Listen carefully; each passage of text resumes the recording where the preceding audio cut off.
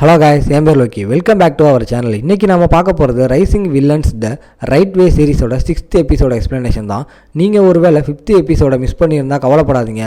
அதுக்கான லிங்க் டிஸ்கிரிப்ஷனில் இருக்குது. அதை செக் பண்ணிவிட்டு அப்படியே இங்கே வந்துடுங்க. இந்த வீடியோ உங்களுக்கு பிடிச்சிருந்தா ஒரு லைக்கை தட்டிவிட்டு உங்கள் ஃப்ரெண்ட்ஸுக்கு ஷேர் பண்ணுங்கள். இதே மாதிரி இன்னும் நிறைய சூப்பரான மேன்வா கதைகளை தெரிஞ்சுக்க நம்ம சேனலை சப்ஸ்கிரைப் பண்ணி பெல் ஐக்கானை ப்ரெஸ் பண்ணிவிடுங்க. வாங்க இப்போ கதைக்குள்ளே போகலாம்.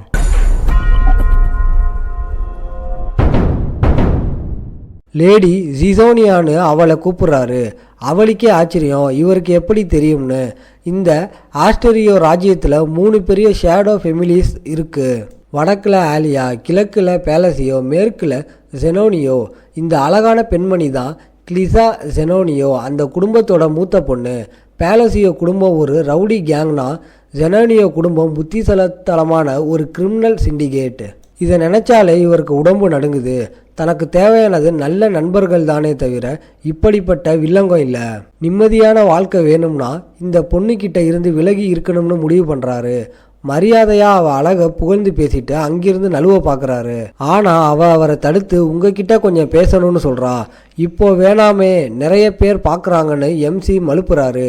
மனசுக்குள்ள தயவு செஞ்சு ஆளை விடு தாயேன்னு வேண்டிக்கிறாரு. வதந்திகள் சொல்கிற மாதிரியே இருக்கீங்க, உங்களை மறுபடியும் சந்திக்க ஆவலாக இருக்கேன்னு சிரிச்சிட்டே போகிறா. எம்சிக்கு ஒன்றுமே புரியலை. இது ஏதோ கோடு மாதிரி இருக்குது. தூரத்திலிருந்து பார்த்துட்டு இருந்த ரென்னும் தாஸும் மாஸ்டர் கிட்ட எதையும் தெரிய விடாமல் மறைச்சதில் சந்தோஷப்படுறாங்க. ஆனால் தாஸ் ஒரு சிக்கலை சுட்டி காட்டுறான். ஜன்னல் வழியாக பார்க்கும்போது யாரோ ஒருத்தன் நம்ம எம்சியை ரொம்ப நேரமாக பின்தொடர்றது தெரியுது. உடனே அவனை கவனிக்க கிளம்புறாங்க. அடுத்த நாள் நம்ம ஹீரோவும் எவனும் ஒரு காட்டுக்குள்ளே இருக்காங்க. நிஜமாவே இதுதான் அந்த பள்ளத்தாக்கான்னு எவன் சந்தேகமாக கேட்குறாரு. நடு உச்சி வெயில் அடிக்குது, ஆனால் இந்த பள்ளத்தாக்கு மட்டும் இருட்டாக இருக்குன்னு எவன் சொல்கிறாரு. ஆனால் நம்ம பையன் அதையெல்லாம் கண்டுக்கலை. தான் தேடி வந்த இடம் கிடைச்சிருச்சுன்னு செம்ம ஹாப்பியாக இருக்காரு. மற்ற இடங்கள் மாதிரியே இதுவும் காலியாக இருந்தால் அழுதுடுவேன்னு சொல்லிக்கிட்டு உள்ளே போகிறாரு. அங்கே சுவத்தில் இருக்கிற குறியீடுகளை பார்த்ததும் இதுதான் சரியான இடம்னு கன்ஃபார்ம் பண்ணுறாரு. உண்மையை சொல்லப்போனால் அந்த பால் பார்ட்டிக்கு வந்தது சும்மா ஒரு சாக்கு தான். இந்த லேப்ரிந்த் இடத்தை கண்டுபிடிக்கிறது தான் அவரோட உண்மையான நோக்கம்.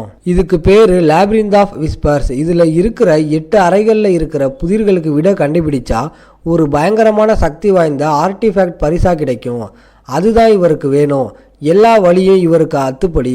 கடைசியாக ஒரு பெரிய கதவு முன்னாடி வந்து நிற்கிறாரு. கேமில் பார்த்ததை விட நேரில் பார்க்க பிரமிப்பாக இருக்குது. கேமில் பல தடவை இந்த இடத்துக்கு வந்திருக்காரு. உங்களுக்கு எப்படி இப்படி ஒரு இடம் இருக்குன்னு தெரியும்னு எவன் கேட்குறாரு. வாய்த்தவரி நான் இங்கே அடிக்கடி வருவேன்னு சொல்லிடுறாரு. எவன் முழிக்கிறாரு.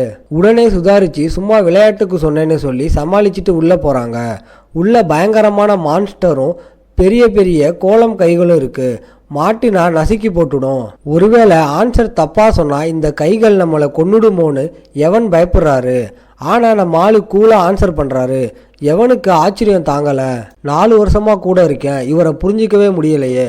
அனாதைகளை காப்பாற்றுறாரு, அடிமைகளை மீட்கிறாரு, இப்போ புதிரை போடுறாரு.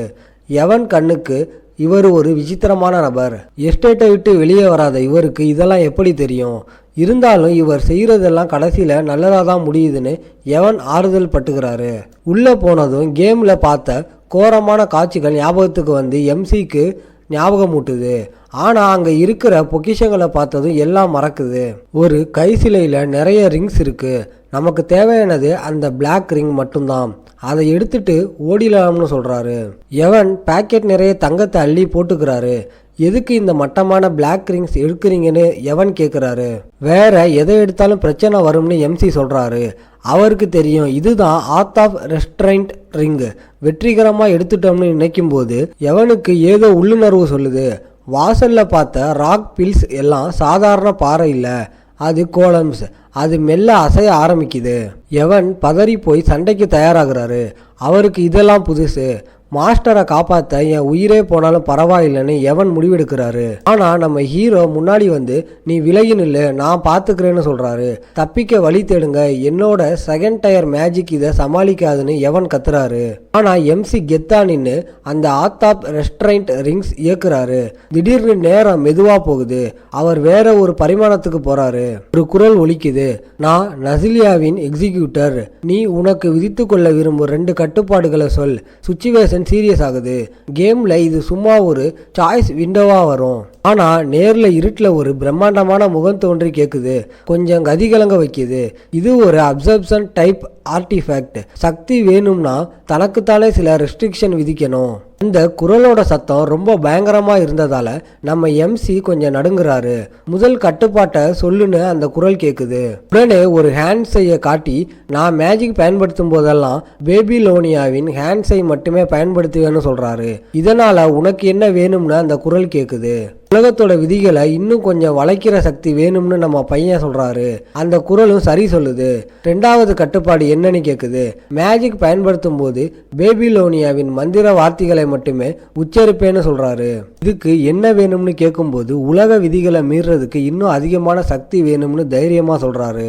இதை கேட்டு அந்த மர்மமான சக்தி ஒரு நிமிஷம் அமைதியா இருக்கு. ஏதாவது தப்பா சொல்லிட்டோமோன்னு எம்சிக்கு பயம் வந்துருச்சு. சேஃப்டிக்காக கேம்ல வர அதே ஸ்கில் ஐக்கான வேற செஞ்சு காட்டுறாரு. ஹேண்ட் சைன்ஸ் மற்றும் வேர்ட்ஸ் ரெண்டையும் கட்டுப்பாடா வச்சுக்கிட்டா அதிகமான மேஜிக் அட்டாக் பவர் கிடைக்கும்னு அவருக்கு தெரியும். கேமை பல தடவை விளையாடுறதுனால அத்தனை காம்பினேஷன் அவருக்கு அத்துப்படி. அதனால இது ஒர்க் அவுட் ஆகணும். கடைசியா அந்த குரல் ஒலிக்குது, உன் கட்டுப்பாட்டுகள் ஏற்கப்பட்டன. மறக்கப்பட்ட கடவுளின் அத்தனை சைகைகளையும் ரகசியங்களையும் நினைவில் வைத்திருக்கும் மனிதனே, உனக்கு நன்றின்னு அந்த குரல் சொல்லுது. இவருக்கு ஒண்ணுமே புரியலனாலும் அந்த ரிங் உள்ளிருக்கப்படுறத பார்த்து எல்லாம் சக்சஸ்னு புரிஞ்சுக்கிறாரு. என்னுடைய வாரிசாக உன்னை எப்போதும் கண்காணிப்பேன்னு சொல்லி அந்த குரல் மறையுது. அடுத்த நிமிஷமே உறைஞ்சி போன நேரம் திரும்ப ஓட ஆரம்பிக்குது. கோலம்ஸ் எல்லாம் எம்சியை தாக்க வருதுங்க. எவன் காப்பாத்த ஓடி வராரு. ஆனா நம்ம ஹீரோ அசால்ட்டா மேஜிக்க ஆரம்பிக்கிறாரு. அவருக்கு சிரிப்பு தான் வருது. கேம்ல பார்க்க பிரம்மாண்டமா இருந்த இந்த ஸ்பெல் இப்போ அவரோட குறைவான மானாவால ரொம்ப சின்னதா இருக்கு. எவ்வளவு முக்கினாலும் இதுதான் என்னோட லிமிட்னு அவருக்கு தெரியும். ஆனா இப்போதான் புதுசா வாங்கின கட்டுப்பாடுகளை டெஸ்ட் பண்ண நேரமாச்சு. அவர் நிக்கிற போஸ் வேணா கம்பீரமா இருக்கலாம். ரெஃப்ராக்ஷன் முதல் வார்த்தையை சொல்றாரு. மேஜிக் ஒரு வடிவம் பெறுது. அடுத்து ரெப்ளூஷன் சொன்னதும் அது பெருசா வீங்கி ஒரு பிரம்மாண்டமான ப்ளூ கலர் எலக்ட்ரிக் மேஜிக்கா மாறுது. அந்த மேஜிக் பந்து பார்க்கவே பயங்கரமா இருக்கு. ஹேண்ட் சைன்ஸை பயன்படுத்தி திசையை காட்டுறாரு. கடைசியா அதை ஏவி விடுறாரு. பார்க்க அப்படியே கோஜா அவரோட ஹேலோ பப்புல ரிலீஸ் பண்ற மாதிரியே இருக்கு. எவன் வாயடிச்சு போய் நிக்கிறாரு. அந்த மின்னல் அத்தனை கோலங்களையும் தாக்கி தூளாக்கிடுது. என்னடா இது அதிசயம்னு எவன் கண்ணையே நம்ப முடியாம பாக்குறாரு. இவ்வளவு சக்தியை இத்தனை நாளா மறைச்சு வச்சிருந்தீங்களான்னு கேக்குறாரு. நம்ம பையன் இல்லைன்னு தலையாட்டுறாரு. இதோட இந்த எபிசோட் முடியுது.